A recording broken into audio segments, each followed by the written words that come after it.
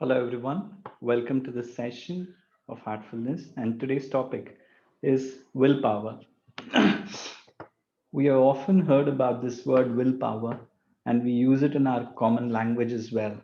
But in today's session, we will just pause and reflect and go deeper and see if we can refine our understanding of what willpower is.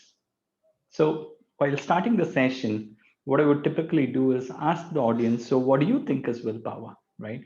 Get a few answers and really see, it helps, the interaction helps getting the audience engaged, and also see in terms of where people are coming from, and you might get some fantastic answers.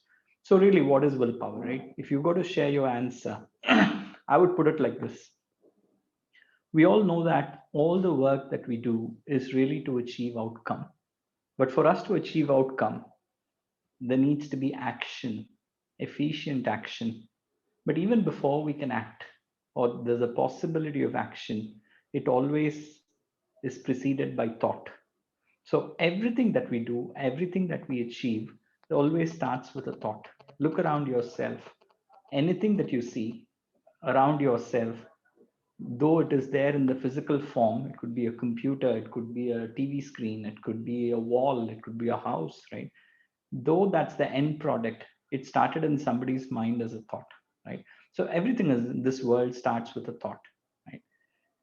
Now, we have a lot of thoughts, we have a lot of fantasies, we want to achieve so many things, we have so many dreams, we have wishes, but not all the wishes and fantasies and what we would like to achieve actually gets achieved. Why?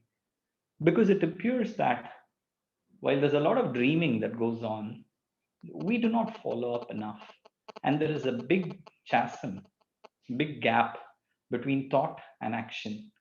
Much of our fantasies, much of our dreams just remain as pipe dreams, and we do not actually follow up and act on it. So, if you don't act on it, how will you achieve it? So, that's the gap between thought and action, right? So, why is it that we do not act on our thoughts? Because there's the problem of choice, right? The problem of choice, it might not be something like this, right, which is just on a road, it happens once in a while, it happens once in a life, right? Problem of choice is in every single moment.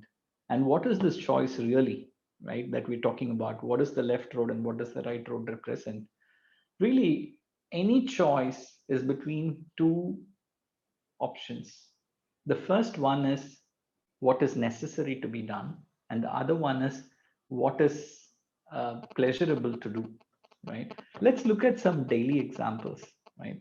These are the choices that we make every single moment, right?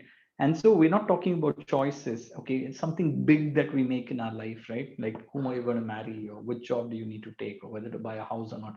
Those are big decisions. I'm not talking about that. I'm talking about the thousands of decisions you make in the moment.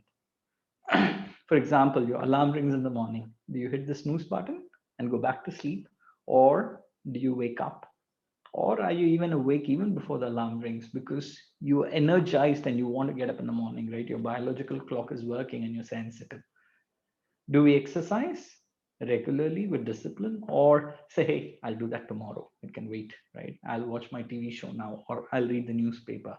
I just let me snooze, whether you eat healthy or whether you eat something which is pleasure, ice creams, chips, junk food, right? It's tasty, but at the cost of your health, right? How do you spend your time as children or even as adults, right? I mean, do you use it for your own benefit, or do you just while away your time, right? And waste your time. So there are hundreds of decisions like this which we make every single moment. And what decision you make, whether you choose the pleasurable over the what is right, or whether you choose the right over the pleasurable, that determines who you are, what you're going to become. And that has to a lot to do with your character and your potential and how much you've realized that potential. So how does heartfulness help here, right? Here, this is a practice of meditation. And how does it help this willpower? Now, there are two core practices. One is meditation and one is cleaning, right? Now, what meditation does is we try to hold on to one thought. We try to feel what's happening in our heart, right?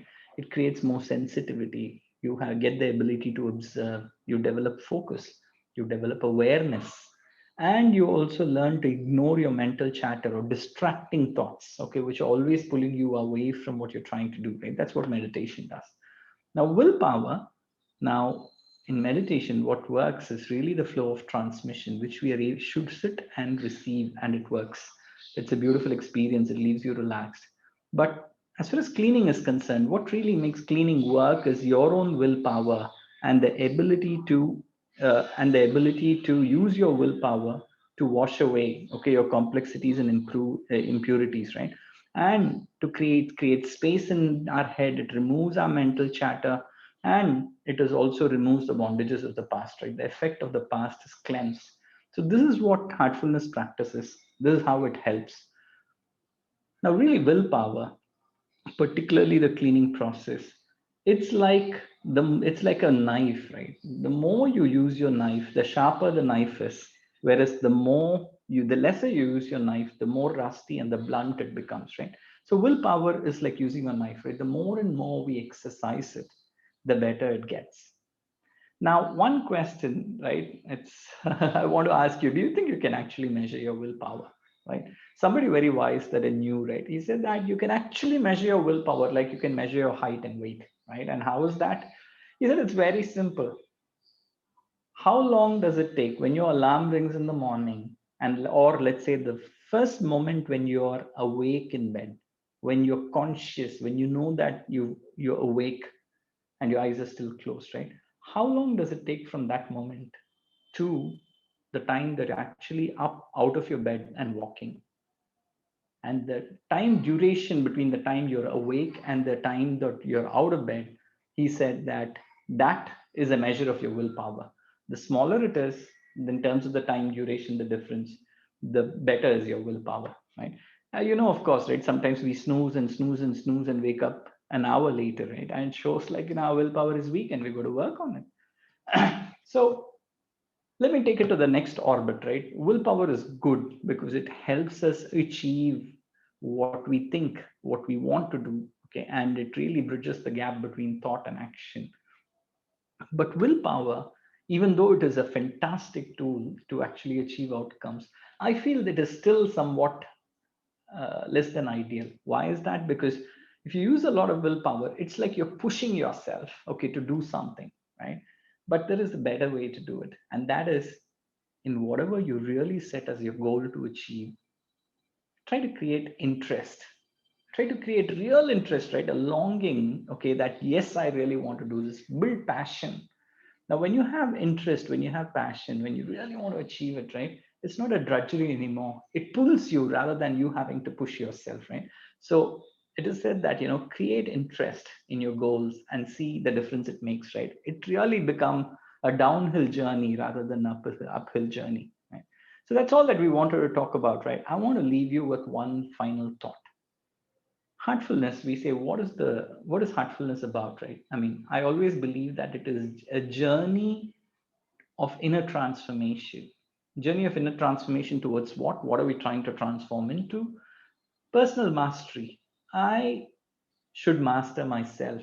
I should become the master of myself, of all my faculties, of my senses, of my actions, everything, thought, word, and deed. Personal mastery. So, what is personal mastery, right? I mean, is it just a fancy word? Let's try to put it in and develop a deeper understanding. For somebody to have mastered themselves, okay, it is said that usually in human beings, normal people, there is thought and there is action and there is a time difference in between, right? But for somebody who's a master, okay, who's mastered himself or herself, it is said that thought and action are simultaneous. Whenever any thought comes up in their head, they have a very clear space, head space. And when a thought comes up in the head, they feel that that is the time to act on it. They act on it and it is done. And so, right, it is extraordinarily efficiency that it builds, right? And such a person who's mastered themselves, they radiate, I think, like, positivity. Okay. They have absolute control over their faculties. There's immense amount of confidence. There is no tardiness, right? And they're very sensitive, okay, and aware, okay, of their feelings and their surroundings, right? So that's really like, the idea of willpower that I wanted to talk about, and how, like, it really is a critical element to develop in this journey towards self mastery. That's all. And we can perhaps do a cleaning session, okay, because cleaning is really what develops our willpower. So today we will practice cleaning. And at the end of the cleaning, okay, perhaps the few takeaways I would like to leave you is, remember that willpower is not like, a big thing to be done tomorrow. Let us say that I'm making a resolve that tomorrow morning I'm going to get up, right? I will tell you, when is the moment for you to act and say that, yes, when is that critical moment which will decide whether you're going to get up in tomorrow morning or not? It is not tomorrow morning, it is now in this moment, right? The strength of your resolve, and how much you telling yourself that, yes, I am going to get up, right? It is that application of willpower, what you call a sankalpa. You put a seed and the action will definitely come, right? So the few takeaways and homework that I would like to give you is, try and be alert. It's not just enough to be alert and observant during meditation. Try to carry that alertness right through the day, and be aware about what kind of choices are presenting itself in the moment, and try and use your willpower, apply your willpower to choose what is right over what is pleasurable. And I would suggest that before you go to bed, a few minutes, just sit and reflect on what's happened during the day. What kind of choices did you make? And if you felt that there were some choices which were not very wise, which was not good, resolve that you'll never make that again, and that you will make the right choice. So, with these few words, I thank you for your participation. All the best. And I hope that you'll be able to apply some of these principles and work on yourself. Have a great day. Bye bye.